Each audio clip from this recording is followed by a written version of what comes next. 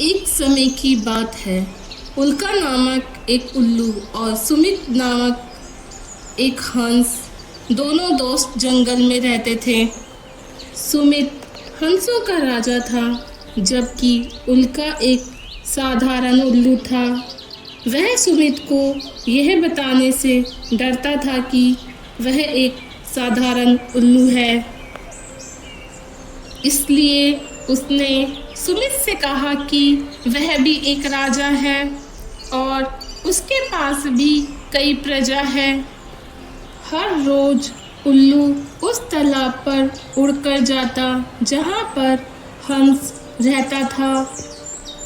एक दिन हमेशा की तरह उल्का तालाब पर अपने मित्र से मिलने पहुँचा। सुप्रभात सुमित, आप आज कैसे हैं? उसने पूछा। सुप्रभात मेरे मित्र, मैं ठीक हूँ। बस राजा का कुछ सामान्य काम अपनी प्रजा के बीच के झगड़ों को सुलझाना, सुमित ने उत्तर दिया। तभी सुमित की प्रजा में से एक उसके पास आई और उसके कान में कुछ फुसफुसाया। ओह, सुमित ने कहा, उल्का मुझे एक क्षण दे। मुझे अपनी प्रजा के बीच एक और झगड़ा सुलझाना है। ठीक है सुमित, उल्लू ने उत्तर दिया, मैं यहीं प्रतीक्षा करूँगा। जैसे ही सुमित अपनी प्रजा के पास गया, उल्का ने सोचा, अगर सुमित को पता चल गया कि मैं एक साधारण उल्लू हूँ तो वह मेरी मित्रता छोड़ देगा। मुझे उसे प्रभावित करना होगा। जब उल्का जंगल में खाना खोजने के लिए उड़ रहा था, उसने सैनिक का एक शिविर और उनके सेनापति को देखा। तभी उसके दिमाग में एक योजना आई। वह तुरंत तालाब पर लौट आया और सुमित को बुलाया। मैं चाहता हूँ कि तुम मेरे राज्य का दौरा करो, उल्लू ने निमंत्रण दिया। एक दिन मैं जरूर तुम्हारे राज्य में आऊँगा, उल्का हंस ने उत्तर दिया। नहीं, आज ही चलो, उल्का ने आग्रह किया। मैं हर दिन तुमसे मिलने आता हूँ सुमित।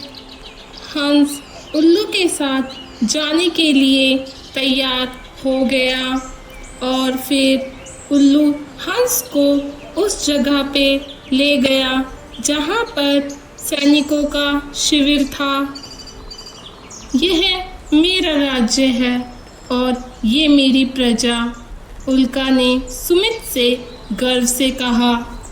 सुमित जानता था कि उल्का राजा नहीं था, लेकिन वह अपने दोस्त की भावनाओं को ठेस नहीं पहुंचाना चाहता था। वाह, सुमित ने आश्चर्य व्यक्त किया। क्या तुम्हारे सैनिक चलने की तैयारी कर रहे हैं? नहीं, मेरी अनुमति के बिना वे कैसे जा सकते हैं? उल्लू शिविर के ऊपर उड़कर जोर जोर से चिल्लाने लगा। सेनापति ने उल्लू की आवाज़ सुनी और कहा, एक उल्लू बोल रहा है, यह अपशगुन है, हमें अपनी यात्रा स्थगित करनी होगी। अगले दिन उल्का और सुमित फिर से उसी स्थान पर आए। जैसे ही सेना चलने को तैयार हुई, उल्का ने फिर से हुटिंग की। सेना फिर रुक गई। तीसरे दिन भी जैसे ही सेनापति अपने घोड़े पर चढ़ा, उल्का ने हुटिंग की। अरे, इस अपशगुन करने वाले को कोई हटाएगा? सेनापति ने गुस्से में चिल्लाया। इस बार मेरे दोस्त ने हद ही कर दी, सुमित ने सोचा। एक सैनिक ने आगे बढ़कर उल्लू की ओर एक तीर चलाया, लेकिन उल्का ने तीर देख लिया और तेजी से उड़ गया। सुमित जो उसके पास था तीर को नहीं देख पाया। तीर सुमित को लग गया और वह मर गया। ओह, मेरी मूर्खता के कारण मेरे अच्छे मित्र की मृत्यु हो गई, उल्का ने दुखी होकर सोचा। Like, share